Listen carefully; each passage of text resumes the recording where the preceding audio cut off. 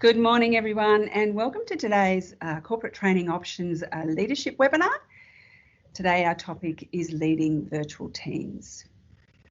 Our presenter today is Reid, and Mal has taken up a role this year as a change manager with Ambulance Victoria. In that role, he is managing a lot of people in virtual teams, and also helping other leaders within that corporation to manage their virtual teams. Obviously, he'll tell you the story, but they had to go from working in an office to home very, very quickly. So we'll hear that story from Mal. We'll cover, obviously, the pros and cons of working with virtual teams, the challenges to be overcome.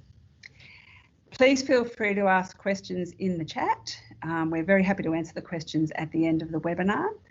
And just wanted to let you know, for privacy reasons, that we are recording today's webinar, and it will be placed later on today onto the CTO YouTube site.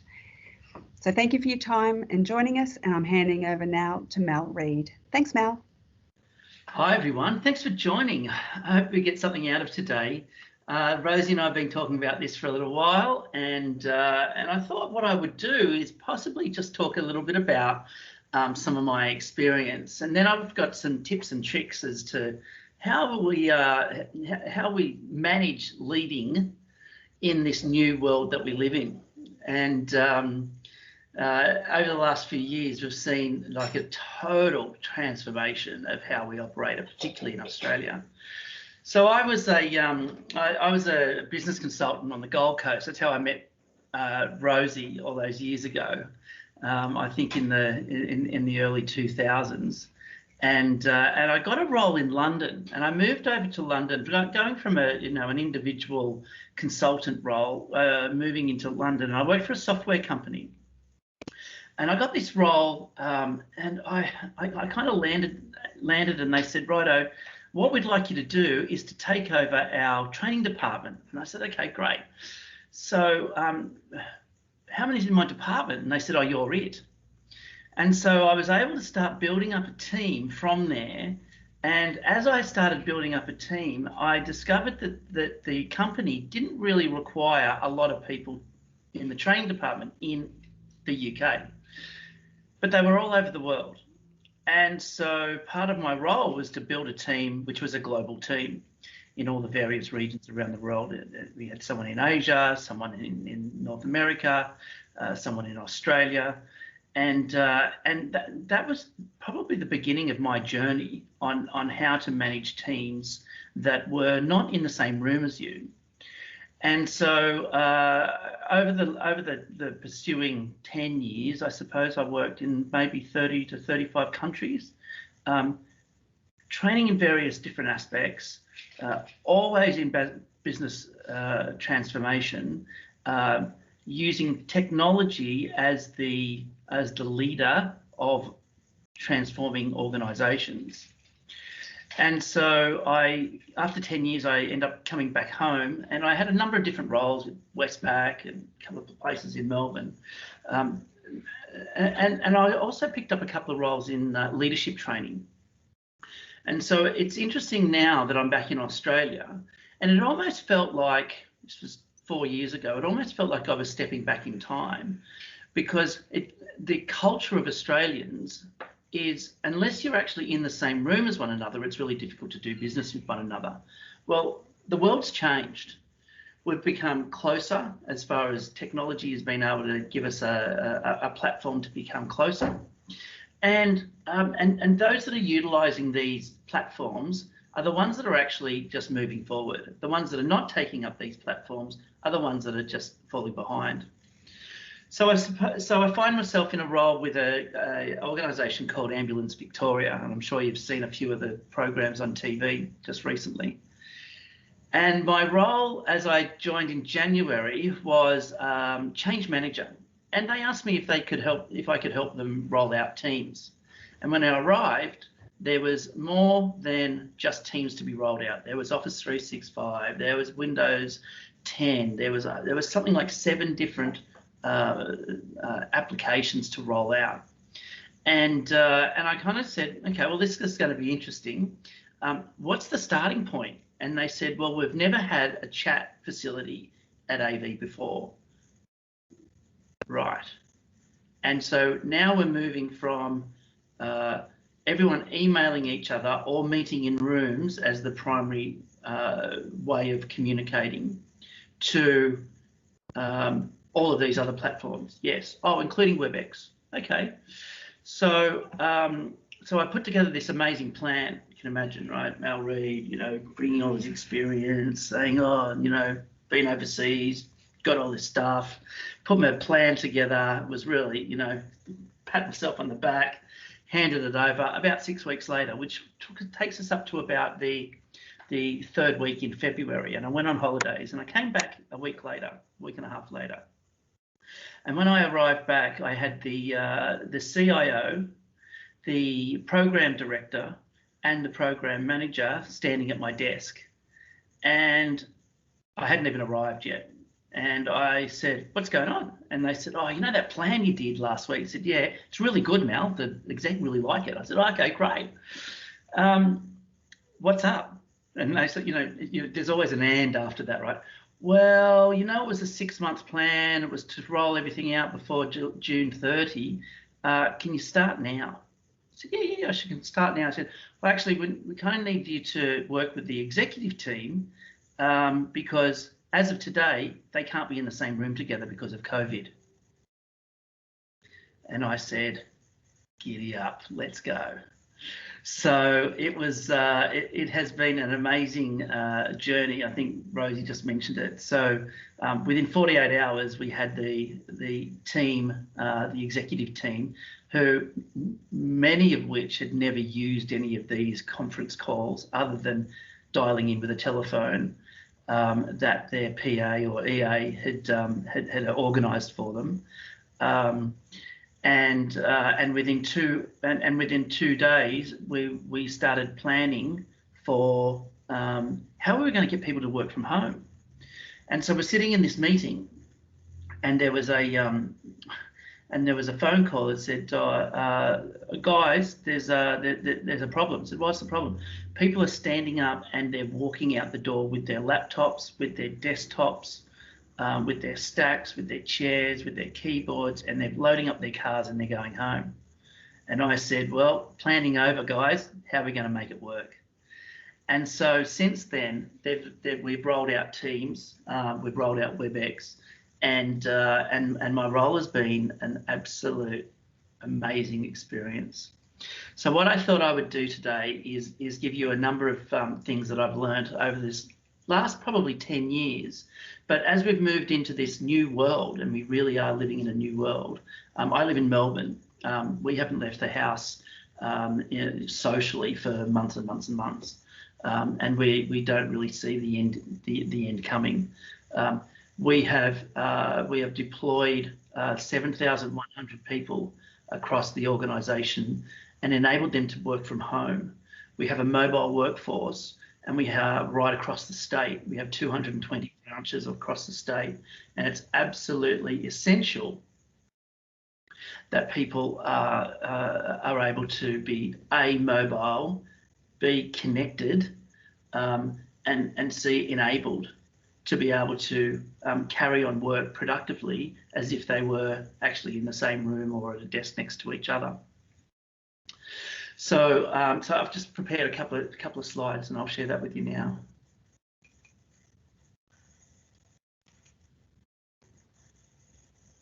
Hopefully you can see all that.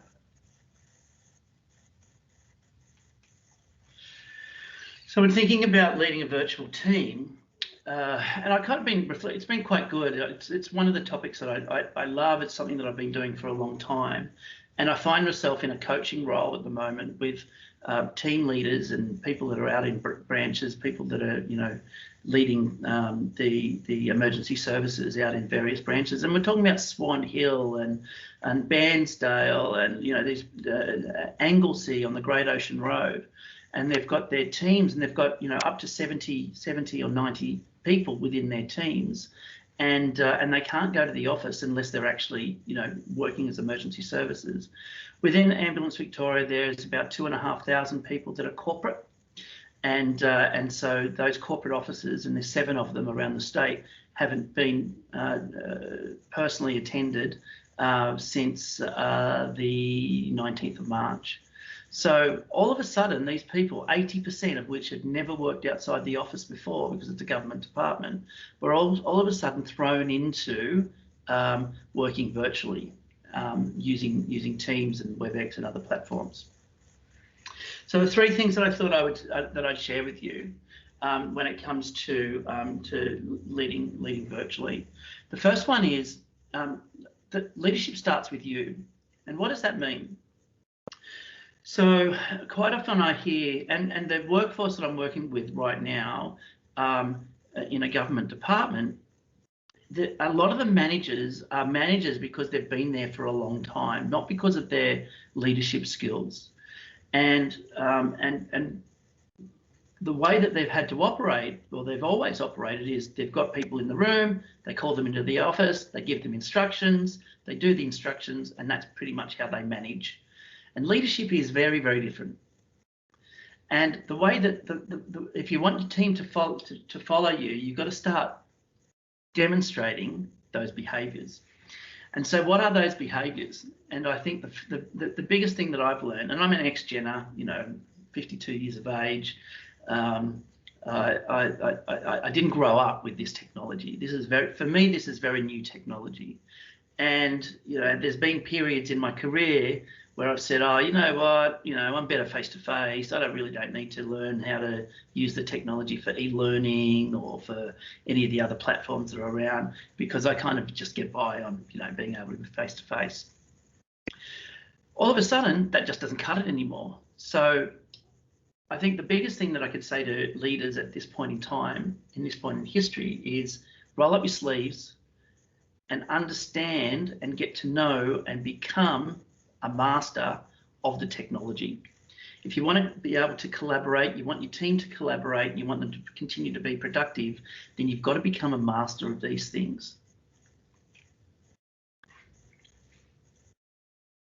So many people that I've been working with have finally been calling me, and I literally stand here. I've got a workstation. I'm set up at home. I've got 2 monitors, a laptop, and I'm on Teams full time. All day, people are just contacting me. As soon as my green light goes on, I'm available. Somebody calls me, and I'm literally so much more productive now. And as far as and over the last couple of months, I've become so proficient that I've now become the subject matter expert of Teams. But more than anything, I'm now getting called, but now that we're moving into strategic planning, presentations, I'm now getting called by the CIO and the executive director to coach them through how do we now lead in this new world. And I'm constantly saying you've got to be demonstrating the behaviours, and you've got to get across this technology. And I think the thing that I wanted to close with today, and I'll open it up for questions for those that have got a little bit more time, but the last thing that I wanted to say to you was this. In a world that we live in today, where we are now looking at flexible working conditions, we are, in some states, we're just unable to attend our offices like we normally would. In an uncertain world that we have right now, how long does this COVID thing last for? We need to firstly start to be kind to ourselves. First thing is take care of yourself, take care of others, and be ready when someone is not all right. A couple of things that have happened over the last few months as we've been working in this new environment is something that happened with our CEO. We have a town hall on we have a leadership meeting on Monday, and we have a town hall on Friday.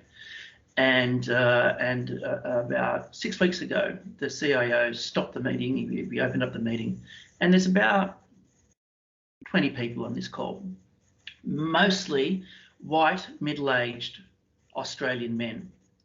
And he said, look, we've got this agenda. We go through this agenda every week, but I'm just going to park the agenda for today.